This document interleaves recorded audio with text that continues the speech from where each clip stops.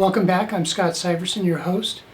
And in this last video that we're examining the elements of the 6 components of the Paradaptive Intelligence system, I've saved the best for last for you. We're going to start talking about the human action cycle. The human action cycle is a feedback loop that helps us achieve a motivation / a goal, whatever you want to call it. Think of it this way. A feedback cycle is something kind of like a metal detector. You pass off some metal and it makes a sound, and you get a little bit closer and the sound gets a little louder. You get really close, it becomes a screech. The human action cycle is very akin to that in that it will let you know whether you're on target to achieve a motivation, or it will let you know if you're off target. This is how the brain works through adaptive processes, or what I like to call pain points. You have a problem, something's not working for you. You're motivated through an internal pain that the brain makes for you to correct a problem in your world. The feedback loop is actually very, very simple. We have a motivation, and that motivation spurs us to an action. We take those actions, and those actions have outcomes in the real world. Your subconscious processing will evaluate whether or not that outcome in the real world is going in the direction you need or going in a direction that you don't want, and it will give you an evaluation. And that's the 5th step in the cycle. And it'll do that through an emotion.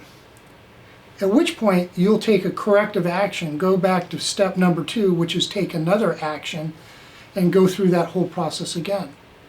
All right, at this time I'd like to introduce you to a couple figures to kind of pull together what we've been talking about. The first one that we're looking at here is just a very simple schematic, if you will, of the brain processing center, where we talk about the 5 steps in a feedback system, where you see motive, action, outcome, both real and perceived, and again that's the ego involvement there, and evaluation and correction, going right back to that whole cycle again.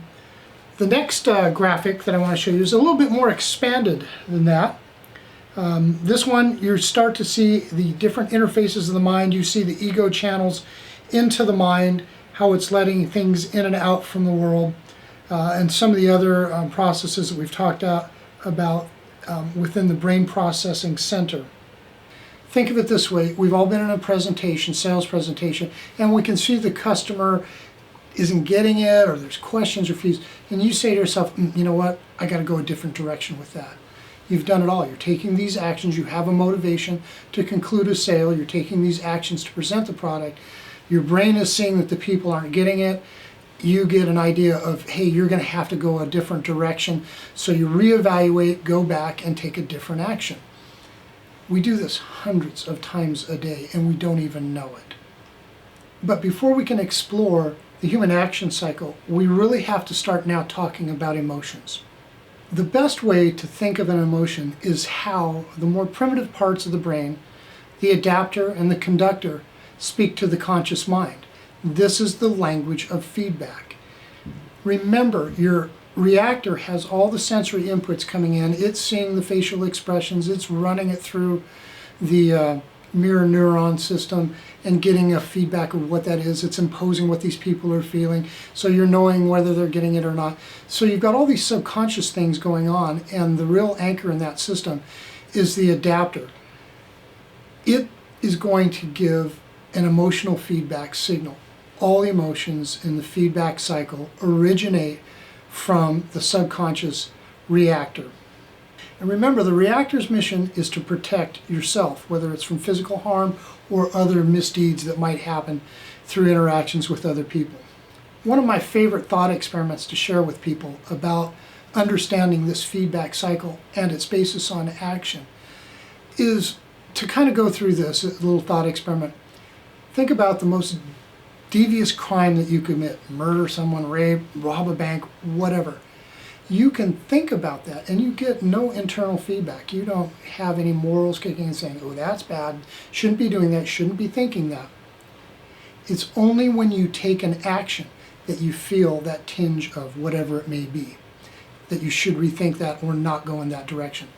because emotional feedback is only based on action, and that's critical. So in order to understand these emotions and these feedback signals, we need to explore emotions just a little bit to greater detail. There are three categories of emotions, and yes, I understand that Disney Studios put out a movie called Inside Out that tells you there's only 5. Their science wasn't very good. You have 3 types of emotions. You have corrective, growth, and surprise. We're going to start with corrective. This is what most people call negative emotions. If you think that way, you need to stop, and stop right now. They are not negative emotions. They're corrective signals. What they are telling you to do is change what you are doing. They are not negative. They may feel that way. We've been taught to associate that, but you need to think of these as corrective signals. Change what you're doing. They come in 4 types. The 4 types are anger. Anger only is triggered by 2 things. And this, again, is critical as a salesperson that you need to know. Obstacles or a boundary violation. Obstacles means you're impeding somebody in something they want to do. Some motive that they're trying to accomplish, you are impeding them. Or boundary violations. Boundary violations could be a rule, a custom, whatever it may be. But you've broken some sort of boundary or custom. So whenever you see a client get angry, you know immediately one of 2 things. Either you've become an obstacle or you've done a boundary violation. Just about every salesperson is going to run into this particular situation. You're going along, the sales presentation is going along, they want the product, and they ask you how much. So you quote them your price, and immediately they get angry. You know 2 things now. Either the price is an obstacle, or it's a boundary violation. Hey, that's not fair. So when you see that, the first thing you're going to ask is, hey, I see, hold on a second, that didn't go well with you. Let me ask you this. Is this an obstacle to moving forward, or do you not think that that's a fair price? They are programmed through cooperation to tell you exactly which one of those is. But you knew the exact questions to ask because you now know that the only thing that it triggers anger is a boundary violation or an obstacle. That's it. The second type of corrective signal is fear. Fear is something threatening, something that can do damage to you. And again, you'll see this as you're going through your sales, business, and activities. You're talking to a client and all of a sudden they become fearful of something. If I put this in, it might destabilize my system or it might cause problems elsewhere, things of that nature. So you know that this is a threatening proposal to them. So now that you know that, hey, what is it that's threatening? You now know what triggers that and what questions to ask, how to start probing. The third type of corrective signal is sadness. It signals loss. It tells you that you've lost something of importance, something of value has left your life. And the fourth corrective signal is disgust. This is unwholesomeness, and we all know what that is. Some biological fluid or something is somewhere in the presence and you go, ooh, move away. But unwholesomeness doesn't have to be physical. There are behaviors that people feel that are unwholesome. There are some people, clients out there, that think it's unwholesome for salespeople to start discounting their price before they've even gotten a response from them after they've proffered the proper price. So there are a lot of things that can be unwholesome. It can be behavior, and it can also be something physical, some physical form of unwholesomeness. How is the body programmed to react? With anger, it pushes back with violence. That violence could be words, that violence could be physical violence. Fear, you're designed to retreat. You're biologically programmed to retreat from threatening things. Ooh, maybe I better think about this proposal, things of that nature. You will get some form of retreat. Sadness triggers the search for replacement. It's going to want to replace whatever those losses are, whether it's relationships or physical items that were of importance to you. And disgust, that unwholesomeness, we're biologically programmed to avoid, and sometimes violently move away from and to get away from things that are disgusting because they can potentially be harmful. All right, so that's the corrective side. Now let's look at the growth side. Growth signals let you know that you're on your way to achieving whatever goal or motivation that has you taking the actions that you're taking. And it only comes in one flavor and one flavor only, joy. As you are moving towards achieving whatever objective or goal you're trying to do, you will internally get shots of joy, letting you know the sensors are reading the situation, they're taking in all the information, and they're telling you you're on track to achieve what you want. And it only comes in one tone. That'll be important in a little bit, and we'll get to that in just a second.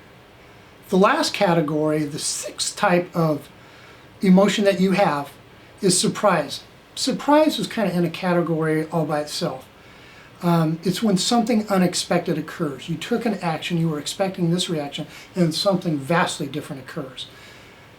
It is, again, a tone, a single tone, and it's all by itself, and it only comes in that one particular flavor only. You're just surprised. There's no dimension to it. Okay, so that's the 6 types of emotions that we have. We've got the corrective in 4 flavors.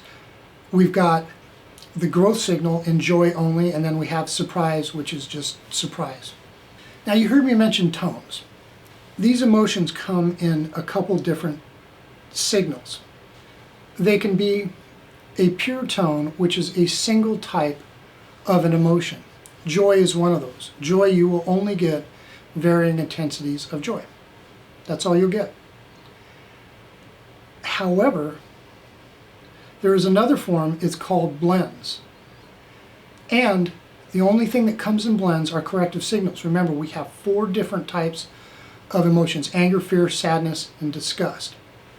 You can get combinations of any 2 of those in a emotion, and varying intensities of either one depending on which way it goes. And in this way, the brain is designed to give you 2 axes of corrective signaling. Hey, that was a little disgusting, and it was a little angering. So you can get any combination. Now, it sounds complicated, but it's not. We'll go through this as we go through this process of learning about the Paradaptive Intelligence system.